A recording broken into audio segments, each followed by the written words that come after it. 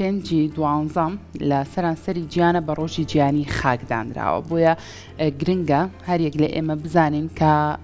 دانانی ڕۆژێک بۆ خاک چ گرنگیەکی و چ ئامانجێکی لە پشتەوەیە. هەروە قسە لەسەر گۆڕانی کەش و هەواش بین کە ئێستا زۆر قسە و باسی لێوە ئەکرێڵەن کەش و هەوای هەموو دنیا گۆڕانکاری بەسەرهاتوە. با بزانین گۆڕانکاریەکانی کەش و هەوا چ کاریگەریەکیان لەسەر خاک هەیە بە شێوازێکی گشتی. اینجا هەر ساڵە و بە دروشمێک ئەمیادا ئەکرێتەوە. با بزانین دروشمی ئەم ساڵ چی بوو، ئامانجلی چییە؟ بۆی کە گفتوگوی زیاتر بکەین ئەمڕۆ بە خۆشحاڵی میانداری بەڕێز پرۆفیسۆر دکتۆر سالم نعمەتمان کردو کە بەڕێزیان پسپۆڕی خاک و سیستمی دەستنیشانکردنی جوگرافیای جیهانین. فەرموو دکتۆر.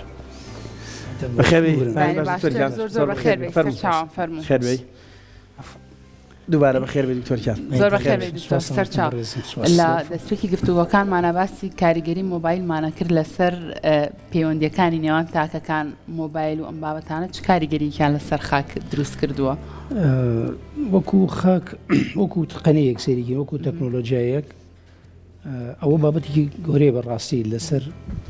چۆنیتی بەکارهێنانی مۆبایل. طبعا زانیاری ئەوانەی سەرجەنابتە هەندێک گفتوگۆیان کرد دەمەتەقەیەکی خۆشتان کرد بۆ کارگەری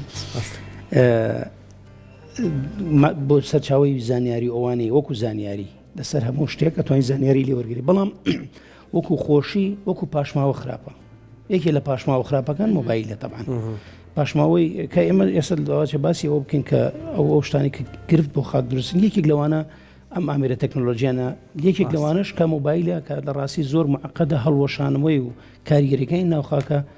زۆر خراپ فرێشی بێ لە نێو خاکە بە ئاسانی ناچێت. طبعا ئێستا باشە هەندێک لە کۆمپانیەکان بیریان لەم بابەتە کردوێتەوە. ئەنی ئەپڵ یەکێکە لەو کۆمپانیانی کە ئەڵێ بۆ منە هێشتا ئەویش نەیتوانێت 100% بازاڵێ کاریگەریەکەمان تۆزە کەمتر کردوێتەوە. نازانم ئەبێ توێژینەوەی بۆ بکرێت. دکتۆر ئەمڕۆ کە ڕۆژی جیهانی خاکە ئامانج لە دیاریکردنی ڕۆژێک بۆ خاک چه ئامانجێکی لە پشتەوە بوو؟ طبعا ئەمڕۆ پێنجی دوانزە یەکەم جار لە ساڵی 2013 دەستنیشان کرا و لە ساڵی 2014 بە ڕسمی چوە بوارەکەەوە لە پێنجی دوانزەی هەموو ساڵێک ڕۆژێکی جیهانیە بۆ ئەوەی کە ئێمە وەکو مرۆڤ ئاگات لەو خاکە بێ کە لە ڕاستی سامانێکی زۆر گرنگە و سامانێک نەک تەنهایی ئێمە نییە بە وەرەسە بوومان نەماوەتەوە. بەڵام وەکو خواستە ئێمە لە جیلی داهات لە جیلی ئایندە ومان وەرگرت و ئەبێ بەڕاستی بە ئامانەت بگین. بۆیە لە ڕاستی گرنگی خاک زۆرە. یەکێک لە هەرە سەرەکی ترین ڕگەزەکانی ژینگەیە کە ئاو خاک و هەوا خاک و هەوا و ئاو لەگەڵ مرۆڤە خاک سەرچاوی سەرەکی ژیانە. بووی لە ڕاستی هەرچەند گرنگی پێ بدەی هێشتان کەمە. باش پرۆفیسۆر چەند جۆر خاکمان هەیە؟ ینی میان کرێبە پرسیارەکە شێوازێکی تر ڕگەزەکانی خاک لە چی و چی پێک دێ؟ ئێمە هەموو ڕگەزێکمان هەیە لە کوردستان. بڵێ خۆی لە ڕاستیە ئەگەر با نەچین تەفاسیلی وردەکاریەکانەوە چکۆ من ڕاستە پسپۆرەکەم خاکی زەگەر باسیکەین ئەبێتە دەرسێکی محازەرە باواسەکەین. بەڵام بە شێوازێکی گشت بۆی خەڵک تێبگا بە دوو جۆر خاک دوو جۆر پۆلێنی هەیە. با بڵێن بەش معنا گشتیەکەی پۆلێنێکی لەسەر ئەساسی بە پیتی خاکەکەیە و جۆری بە پیتەکەی. بۆ نمونە لەو جۆرانە هەشت دانەمان هەیە. یەکێک لەوانە خاکە بەردەڵینەکان، یەکێک لەوانە خاکە شاخاوەکان، یەکێک لەوانە خاکی لەوەڕگا، یەکێک لەوانە خاکە نیشتنیەکان، یەکێک لەوانە خاکە بە پیتەکان. هەرە گرنگەکەیان لە کوردستانە هەیە لە ڕاستی خۆشبەختانە لەو هەشت سنفە لە عالەمە هەیە. لە ئەبێ هەراشیمان هەبێ ئینجاڵێن خاکی هەیە شەرت نییە. یعنی شوێنی وا هەیە ئێستا ماستە ناوڕاست و جنوبی عێراق ئەسڵەن ئەو خاکە بە پیدی ئێمەیان نییە کە لە دەشی شارە زورە هەیە. بۆ نمونە خاکە شاخاوەکانیان نییە بە حکمی و شاخیان نییە. ناشرد نییە. بەڵام ڕەنگە ئێمە تقریبا ئاتەسەوەرەکەم منەوەی تەنها خاکی زۆنگاو نەبێت لا ئێمە نییە لە ڕاستیە. ئەوە لە ماڵشاڵەکانی جنوبی عێراق هەیە و لە هەندێک شوێن هەیە. بەڵام گرنگم ئەو گرنگەکە ئەوەیە کە باشترین خاکەکە لە ئێمە یەکێک لە باشترین خاکەکانی جیهان کە مەسەن لە عێراقانیە لە زۆربەی وڵاتەکانی نە بە تایبەتی عەرەبەکان لای خۆمانە هەیە کە منتەقەی دەشی شارە زۆر. ئەمە بەنسبەت ئەوەی جۆرەکەی چییە 12 جۆرمان هەیە. دیسان لەم 12 جۆرە چواری لە عێراق لە کوردستانە با بڵین زیاتر هەیە. خاکێکمانەیە پێڵێن خاکە وشکانیەکان یا خەرک ئەریدی سۆڵس ئەوە هەل لە عالەمیشە نسبێکی زۆرە لە ناوچەی گەرمیانە هەیە. خاکێکمان هەیە بە نسبەتێکی زۆر کەمە پێڵێن ئینتی سۆڵس ئەوە لە منتەقەی پێنجوێنە هەیە کە باران زۆر بێت سەر و 1200 ئەوانە بێ. من خۆم توێژنەوەم لێوە کردو توێژنەوەکانم لەسەر خاکی ئەو ناوچانە هەندێک لە توێژنەوەکان لێوەیە. و خاکێکمان هەیە کەم ناوچەی سلێمانی پێوی مەشهورە ڤێرتی سۆڵی پێڵێن خاکێکی دەوڵەمەندە کاکاری بەڵام کێشەیەکی هەیە کانزایەکی تیا پێڵێن کانزای ڤێرمیکوڵایت واکات شەقەبا بۆیە خەڵکی سلێمانی دایمەن حەدیقە و شتەکەن لە ماڵانەوە محاولەکەن خاکەکەی بگۆڕن بۆ چکە لە ڕاستی خاکەی زووشکە بێتەوە دزی تێ ئەکەوێت و زوو ئەبێتە وەکو بەردی لێت بۆیە یەکێک لە خراپەکە ئەوەیە بەڵام خاکی چوارەممان چیە پێڵێن مۆری سۆڵز باشترین دیسان لە ڕووی بەپیتیەوە باشترین خاکە ئەویش لە من ناوچەی شارە زۆر هەیە و لە سلێمانی شێ لە هەندێک شوێن لە ڕووبارەکان نزیکی ڕووبارەکان هەیە شانی ڕووبارەکان و هەروە ناوچەی شارە زۆر خۆشبەختانە کوردستان لەو خاکە زۆری تایە باش زۆر باشە اینجا دکتۆر بەگومان هەر ساڵن کە ئەم یاداکرێتەوە دروشمێکی هەیە دروشمی ئەم ساڵ ئەڵە خاکی تەندروست بۆ شاری تەندروستەکان مەبەست لەم دروشمی ئەم ساڵ چییە؟ مەبەست ئەوەیە تەنها خاک بۆ کشت و کاڵکردن نییە هەرچەند ناو شاریش هەر کشت و کاڵەکرێت بەڵام لە ناو شاریشە لە ناو شارە عفۆن مەبەستمە خاک بۆ کشت و کاڵتە نانیە بۆ شتریشە بۆ نمونە لە شارە زۆر گرنگە بوونی خاک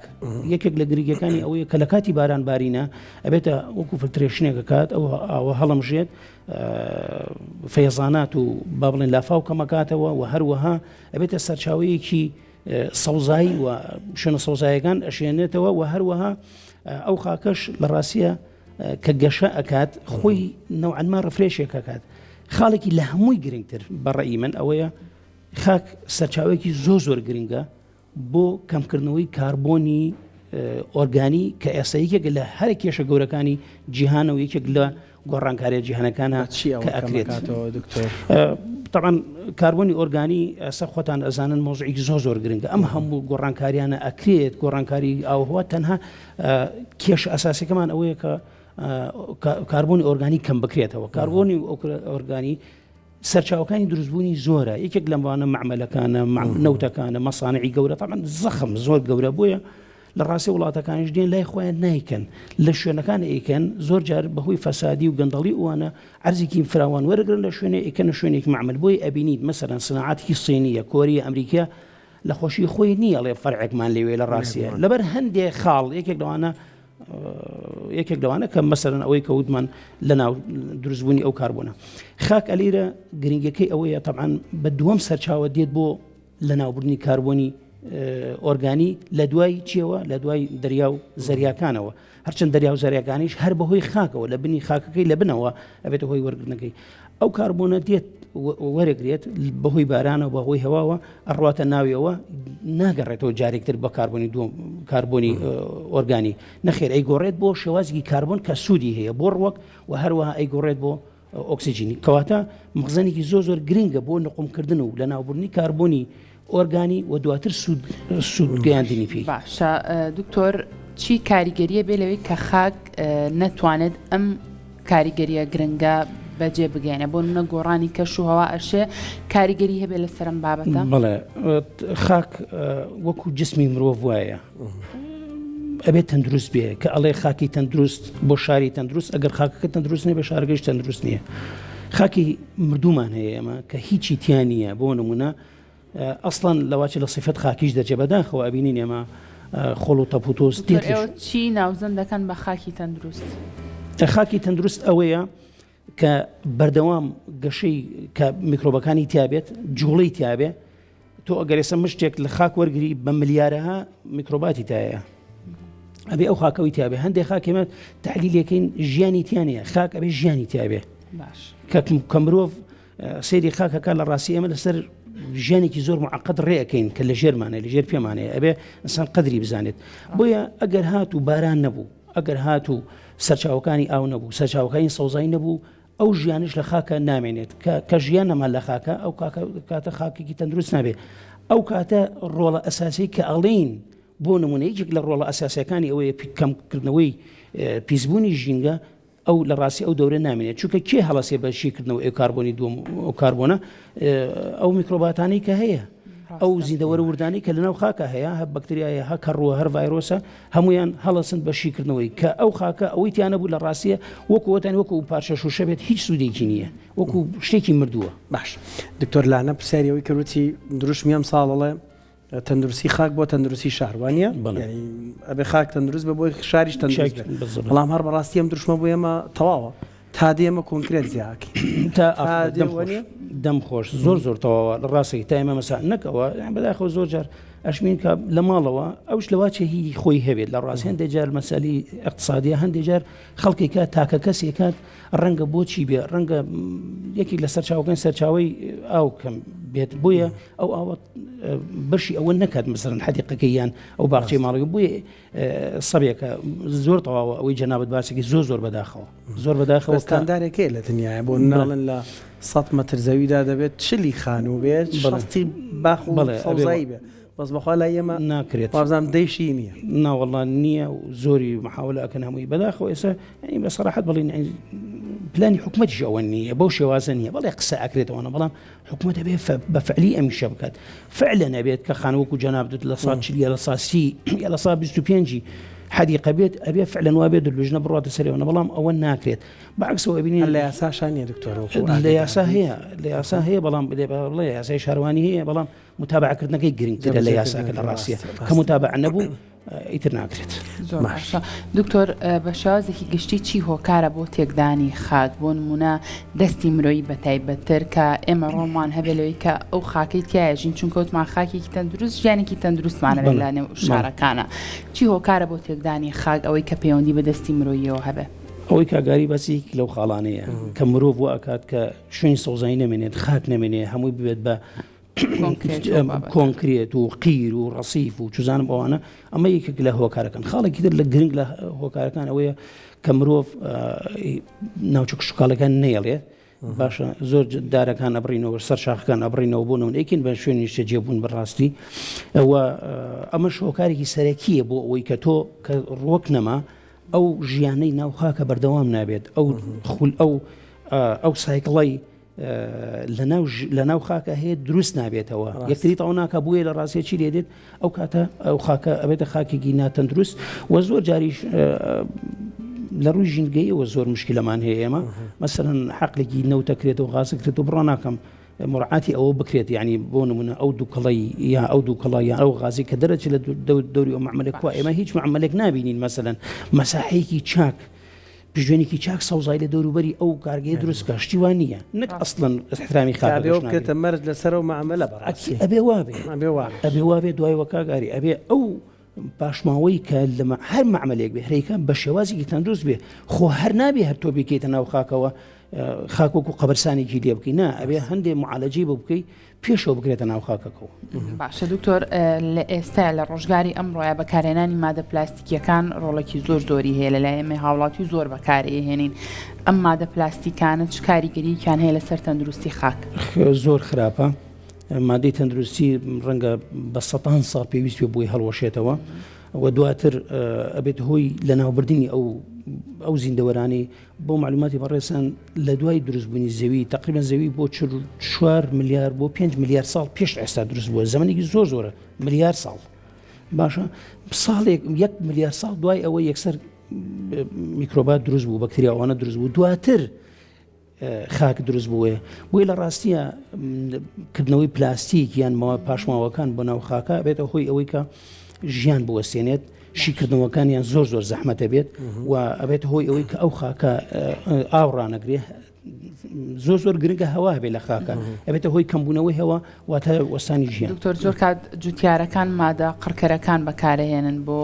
خاکەکە بۆ بەربوومەکانیان ئێمە چ زیانێکی هەیە بۆ خاک ئەو زۆر ئەوە باسمان کردمان جگەلەوەی کە ناڕاستۆ خۆ لەسەر مرۆڤ کاریگەری هیچ لە ڕاستی هەندێک مواد هەیە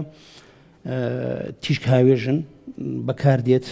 بەداخەوە کە کۆنتترۆلیش نەبوو هەندێک جارکوارێت کۆنتترۆل نەبێ ئەنواع عشکال دەرمان دێت چکە هەموو دەرمانێک ئەگەر ژەهراویش هەبێت ئەبێ مەودای سەلامەتی هەبێت بۆ مرۆڤ بۆ ڕۆکیش باشە کە کردیا ئەکرێتەوە ئەم خاکەوە بێت هۆی دیسانەوە کوشتنی ڕۆکەکە و هەروە کوشتنی ئەو زیندەوەرانەی ناو خاکەکە هەیە کە ئەمەش کاریگەرێکی زۆر خراپی هەیە بەداخەوەکە ئاوەڕشی لە نادرێت ڕۆژانش بەکارێت. دکتۆر چەند پرسیارێکم لە ناویەکە بەڵام ڕوونکردنەوەی وەڵامی جەنابتم پێویستە باست کردوت خاک دەستکاریەکرێ ینی بۆ منە هەندێک خاکێ بە پیت نییە دەستکاری چوزانم پێک هاتەکەی ئەکرێت و واکرێت کە سەوزای تا بکرێت بۆ منە دووبەی لە بیابان چیەکە بوون نام سەوزایی و شار و ئەمانە بنیات ئەنێ دارستانی دروست کردو چەند ڕۆژێک پێشە سێمە هەواڵمانە بوو لە سەرمی کە دارستانی لە بیابان دروست کردووە شتێکی ناوی شانسی خاک بێ یان خاکێکی شانسدار بێ بۆ نەتەوەیەک ئێمە شانسمانێ لەوەی خاکێکمانێ نەوتی تیا ئەفریقایەک سوزانم لەواچە شانسی هەبێ خاکەکەی ئاڵتونی تیاابێ کاممان شانسمان زیاترە دەوڵەمەنی خاک بە دەستکەوتنی پارەوە تەماشاکرێ یان بە دەستکەوتنی ژینگە و ئاوهەوا پاکەکەی بە دڵنیایەوە بە ژینگە و ئاوهەواکە ڕاستەکەی ئەوەی ئیمارات و من ئێستا کویت ماوەی پێش ئەسڵەن هات خاکی لە عێراقی کڕی یعنی ئەو خاکەکە ئێمە قەدری نازان چونکە ئەوان ڕاست ئەوان شەر خاکیان هەیە بەڵام خاکەکەی ئەوان لمیە لمیەکی تەواوە کە لمیەکی تەواو بوو ئیتر لە ڕاستیە هیچ خاکەکە ورتر نابێتەوە بۆی ئاو هەڵگرێت یەکێک لە ئەساسەکان ئاو هەڵگری یەکسەر ئاو دایەتەوە ئاوەڵ ناگرێ بووە هیچ ڕۆکی تێنایە بۆیە لە ڕاستیە ئێمە خۆشبەختین یان بە شانسین کە بەڕاستی ئەم ژیلگەمان هەیە نەک تەنها خاک شاخمان هەیە بارانی باشمان هەیە هەرچەند ئێستا وردە کەم بۆتەوە بەڵام هەر هێشتان زۆر باشین و خاکەکەشمان باشەوە درەختی ڕۆکی دەشتەکیشمان زۆرە لەگەڵەوەشە تەنەوەعی بایۆلۆجیمان هەیە جۆرها زیندەوەرمان هەیە ئەمە خۆشبەختیەکی بۆ ئێمە باشە بەڵام ئەگەر بمانوێ ئستەغلالی بکەین ئەوەی بەڕێزت باسیکردنە من شتێکتر ئەڵێم پێت ئیمارات شتێکی کردو ئێستا بۆ نمونە بارانی دەستکرد هەیە ئێستا باشە ئەوەش بەوەش نەوەستاوە هەندێک جار هەیە عقل گرنگە خۆشەویستی وڵاتت گرنگە ئێستا ئەو بەتەمای چییە شاخ دروستەکات هەر خۆشاخ نیە تەختایە ئەو هەموو خۆڵ ئێنە شاخێکی بەرز دروستەکە بەست بەرەوەی فەرقێکی پلەی گەرمی دروستکە بۆی بارانی سروشتی ببارێت نەک بارانی دەستکرد خۆی دروستی کات ئەوە زۆر گرنگە کو لە ئێمە شاخەکانشمان هەیە سوودی لێ نابینی بارانەکانشمان هەیە سوودی لێ نابینی باش ئێمە شاخمان هەیە یەک داریتیان ناڕێ کاکرێ بە پرۆژەیەکی نیشتەجێبوون هەیە من دڵنیام نازانمانی ئەم پرسیارم دوولایەنەیە دکتۆر 10 ساڵ پێش ئێستا پرسیارمان بە جۆرێکی ترە کرد ئێستا بە جۆرێکی ترێڵێ یعنی شاخمانەیە توێژینەوە کراوە دارێکی تا ناڕێ ئێستا بۆ کۆمپانیەک هاتووە ئەوێ بیکاتە پرۆژەیەکی نیشتەجێبوون یخو هیچ نەبێت لەو پرۆژەیە لە سایەسی کاتە سەوزایی زەرری پێگەێنی یان نا یا پرسیارەکە مشکلاتێکی تر 10 ساڵ پێش ئێستا باوەڕکە میوان هەبوو ئاوا سپۆڕی ژینگە بۆ من لەناو ڕۆژێکی نە پرسیاری ئەوم لێ کردوتومە سیاج بۆ منە لە شوێنە دوورە دەرسەکانی دەرەوەی شار بوون من لە سیتەکە لە مێرگەپانە لەم شوێنانەیە سیاج خەریکە چاومان دەرێنێ سیاج وای کردو ژینگە تێک بچێ پرژنی ماڵان و ماڵانوانە بەڵام ئێستا من خۆ قەنعاتم بۆیە ئەوانەی کە سیاجیان کردو پاراستویانە دارەکانیان ماوەتەوە سەوزیان زیاد کردووە یعنی دوولایەنەیە ڕاستەکەی بۆ ئەمەیانەڵێ زۆر دروستە ڕاستکی دوولایەنەیە تۆ محاولێکی ئیستیغلالی ئەو شوێنانە بگەی فعلەن منیش لەگەڵتام چونکە لە ڕاستیە کاگەری هەندێک شوێن هەیە هەر ڕۆکی لێ ناڕووی یعنی تۆ بەردەڵان بێ چی لەکەی بۆ نمونە خاکی نەبێ ئەم خاکەی کە ئێمە باسێکین کە ئەڵێن سانتیمەتێکی ڕەنگە 100 ساڵی بێت بۆی 1 سانتیمەتر دروستی بووی ئەڵێن زۆر بەنرخە کە خاکی لێنەڕێ باشترە بیکەیتە پرۆژە بەڵام لە ڕاستیە حکوومەتیش نابێ ئەوەنە کەم تەرخەم بێ هەر هیچ نەکات یعنی ئەو معنای ئەوە نیتر ئێمە هەر شاخێکداری لێ نەڕوانە ئەبێت تۆش ئەبێت تۆ زروفێک دروستکەی بۆ ئەوەی بتوانیت ئەو درەختانە بڕوێنیتەوە بۆ نمونە ئیتر ئاوی پێ بگەینیت گۆلی بۆ دروستکە بۆی ئاواکە بە زیاد نەڕوە دارناشتنی بۆ بکەیت بۆی لە ڕاستی بێت ناوچێکی سەوزایی و دارستانی باشە دکتۆرم پرسیارێکی کەم ڕەنگە پێویستی بە توێژینەوە بێت بەڵام ئەوەی بەڕێستان ئاگادار بن و شارەزاییتان هەیە لە نێو بوارەکەیە خاکی هەرێمی کوردستان و سنوورەی لای خۆمان لە ئاستێکی باشایە هیچ مەترسیەک ڕووی کردوتە خاکی ئێمە بڵێ مەترسیەکە لەسەر ناوچەی منتەقەی شاخەوەکان و سلێمانی و بابڵی ناوچە شاخەکان بەعام نەباشە خراپ نییە بەڵام لە ڕاستی مشکلەکەمان ئەوەیە لەو ناوچانەیە کە بارانی تێ خۆی مشکلی ئەساسیکە نەبوونی بارانە کە باران نەبوو لە ڕاستیە ئێمە عقلێتی ئەوشمان نییە تا ئێستا نەگەیشتنەوەی کە ئێمە خۆمان بتوانین نەک بارانی دەستکرد دروستکەین بتوانین سوود لە ئاوی ژێرزەوی یا ئاوی سەرزەوی وەرگرین بۆ ژیانەوەی بژانەوەی ئەو خاکەی کە هەمانە لە ڕاستە هیچ نەبێ مەساحەیەکی کەم تۆ تەسەوڕەکەی ئێستا باشترین وڵاتی زراعی لە عالەمەکەیە سینە ئەزای سین لە سەتا چەندی زەویەکەنی زەویەکەی بەکەڵ لە سەتا حوتی زەویەکەی بەکەڵ دێت باشە یعنی بەو سەتا حوتەی زەوی چکە سین زۆری سەحرایە بەڵام بە عقلیەتیانەیە ئەتوان بە عقلیەت ئەو بەکارن بەڵام ئێمە مەساحەتێکی زۆرمان هەیە بۆی لە ڕاستیە منتەقەی ناوچەکانی یعنی جنوبی کوردستان با بڵێن باشووری کوردستان ناوچەی گەرمیان بەڵێ لە مەترسیی زۆر خراپە لە ڕاستیە ساڵانە تقریبا بەقەت ئەڵێ هەر 5 سانیەک بەقەت سەحەیەکی تۆپێن دوو گۆڵی خاک لە ناوەچێ بەڵام لای ئێمە شەروایە بەهۆی ئەوە سەیرێکی ڕۆژ بە ڕۆژ خەڵک لە فەلاحەت وازێنێ ڕەنگە ئەسبابی خۆشی هەبێ شتەکەی بۆ ساق نەکرێتەوە بۆ نمونە کشتتوکاڵەکە بەداخەوە کە مەسەرەن احتیمال بە کشتکاڵی ناوخۆی نەدرێت لە دەرەوە زیاتر ببێت و هەروها نەبوونی ئەو سەرچاوەکانی ئاویش ئەوەی یەکێکی لە دەستەکان خۆشەوی تۆر سالمی ئەحمەد پسپۆری خاک و سیستەمی دەستنیشانکردنی جوگرافیای جیهانی پێشما بێڵێ هەموو شەڕەکە لەسەر 40 بۆ 50 سانتیمەتر هەموو بەرهەمی